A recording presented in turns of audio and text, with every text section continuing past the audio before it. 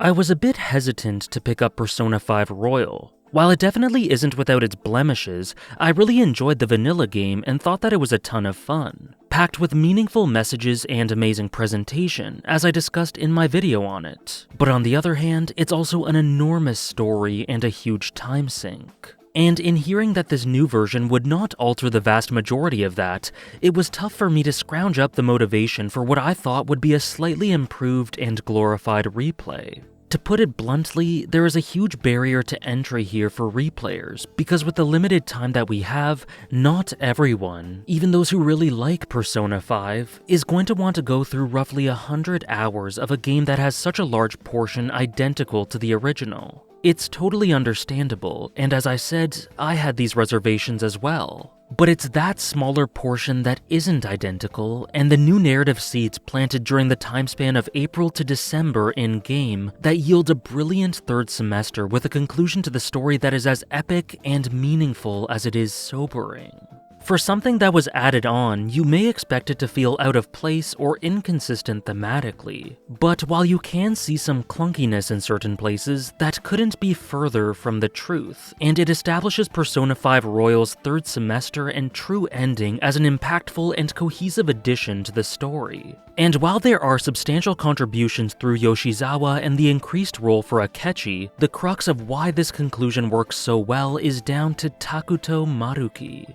Partly as a PR move, Maruki is hired as the school's psychological counselor to help the students deal with the stresses of the Kamoshida situation as well as anything else that may be bothering them. He's a kind, compassionate, adorably awkward, and empathetic man, and from the beginning, he makes it clear that he is simply there to help everyone. While there are initial suspicions that he may have ulterior motives or some hidden malice, he just continues on with his counseling and proves to be just what he says he is, a genuinely caring person.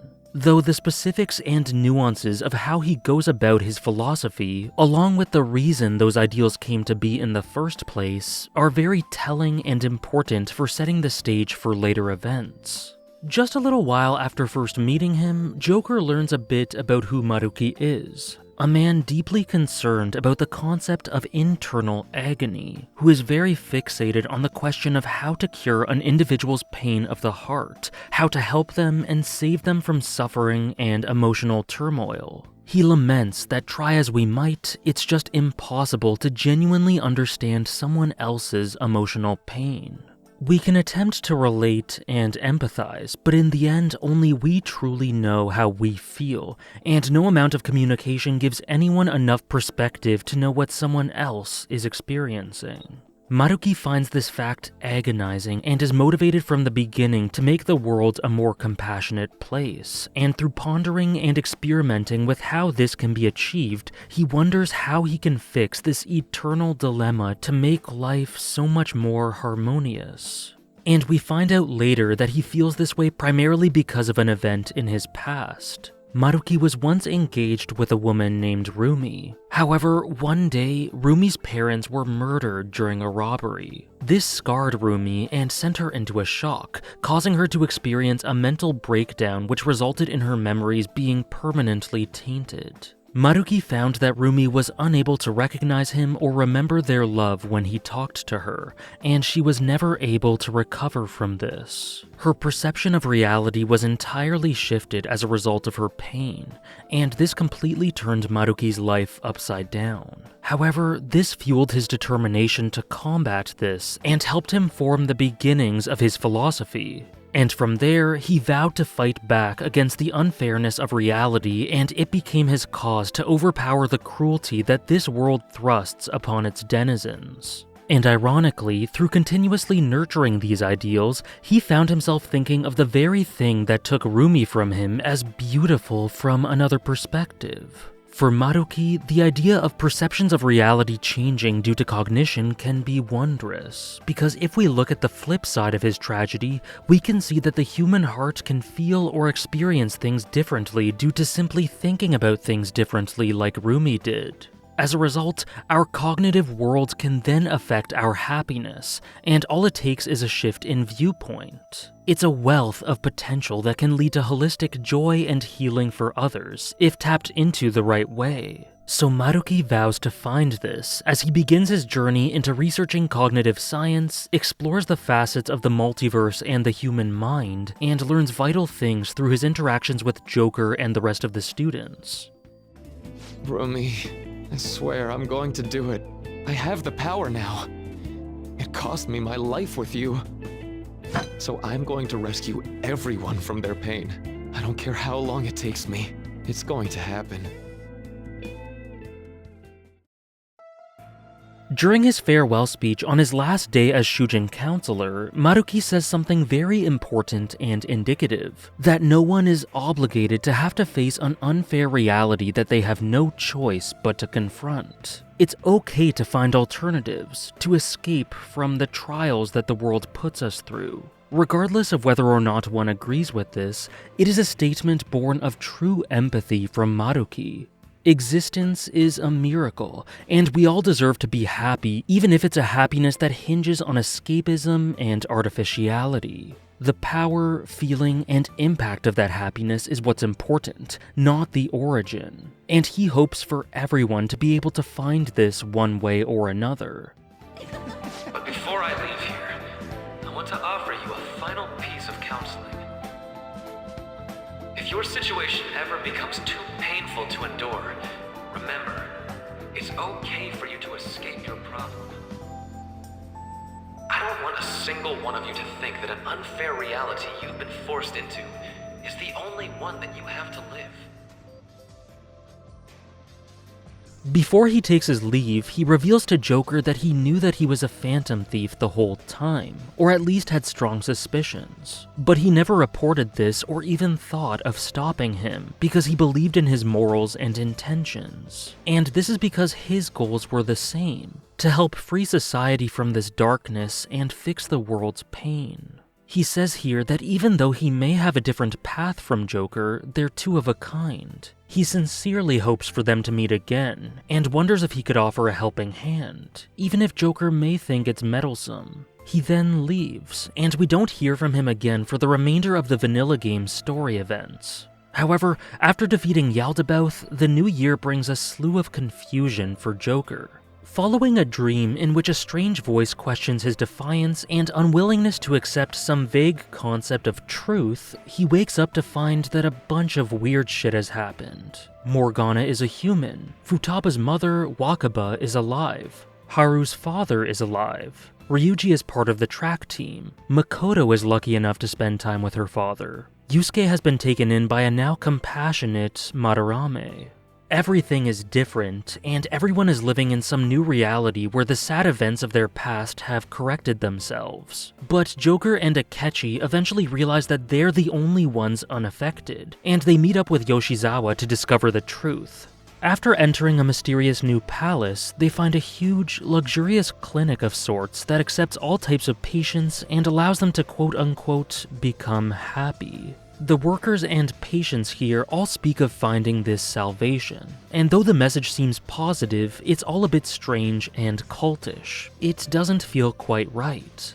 It is here where we learn about the revelations of Yoshizawa's past, though as she searches for the truth that the palace seems to tease to her, she's told by workers here that there's no point in looking for sadness and pain, even if it is the genuine truth. The voice of Maruki booms from somewhere and says the same, encouraging her to return to her current reality and to avoid this heartache that comes with the truth. We then learn that Maruki has gained the power to alter reality into a more painless one that people wish for. He shows us Yoshizawa's truth and asks everyone to choose a reality here, offering all involved a chance of a blissful dreamlike escape to a personal heaven, a false reality, a fake truth, and a hoax of a life.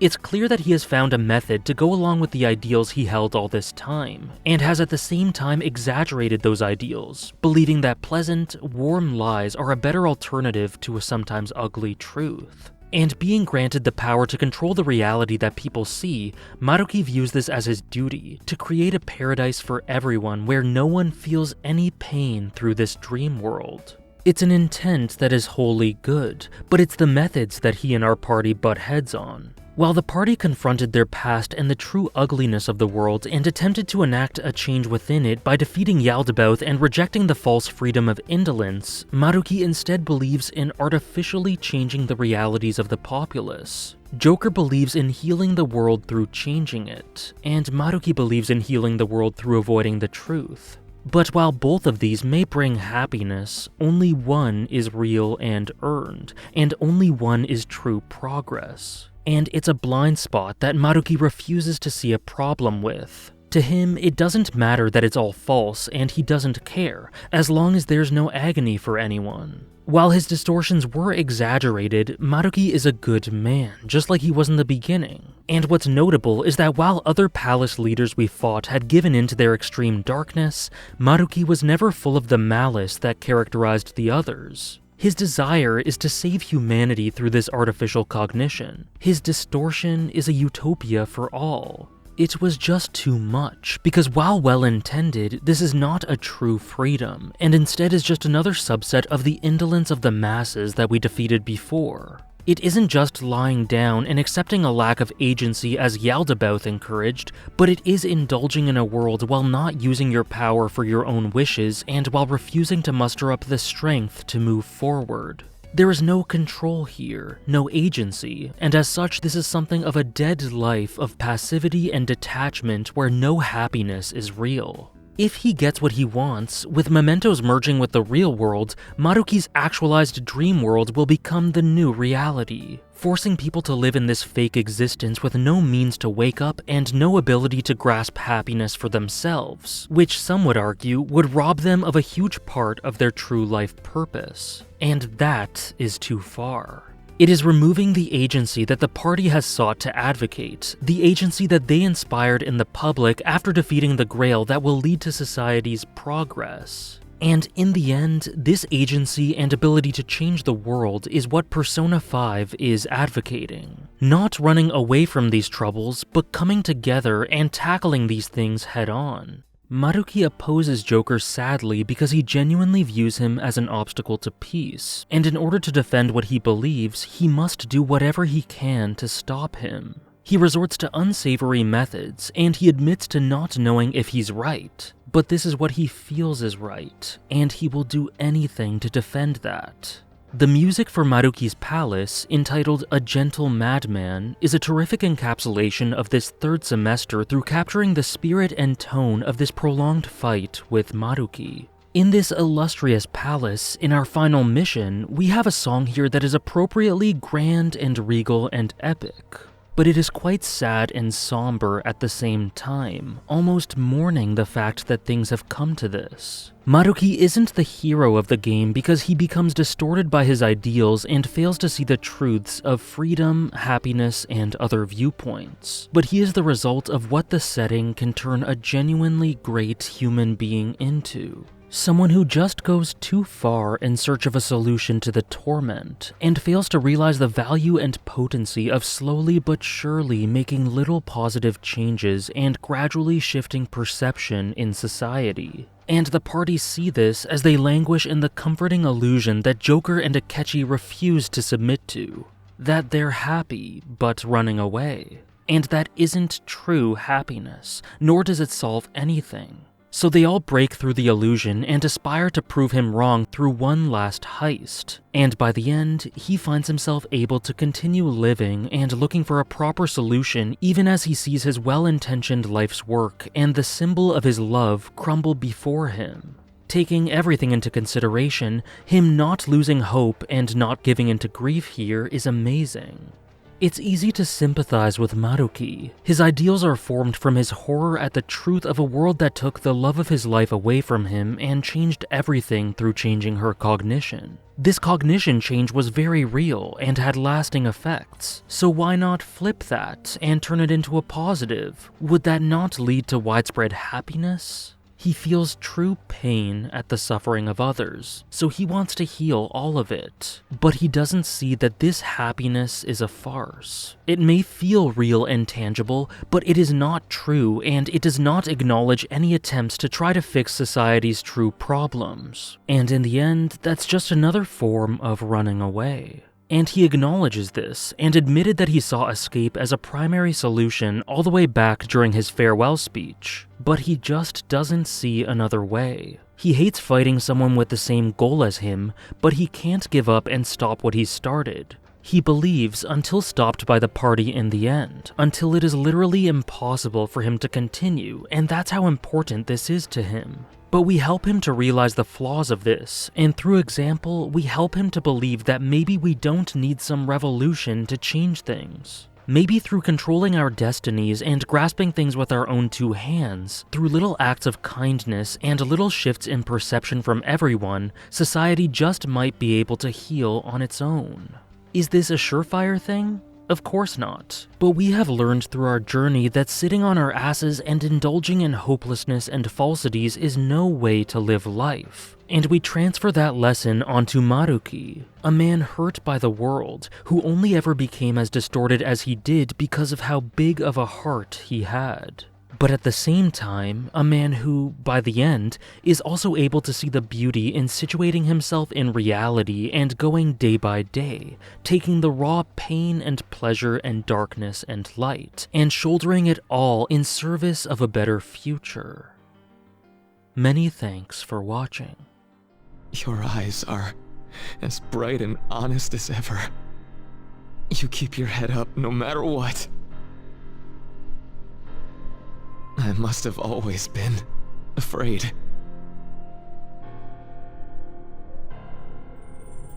Afraid you and I wouldn't wish for the same reality.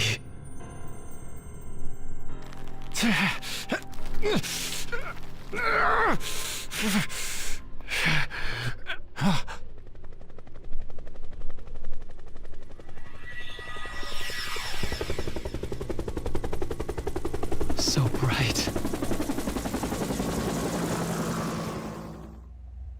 If you find yourself struggling in life, you can start over, like me. Remember that.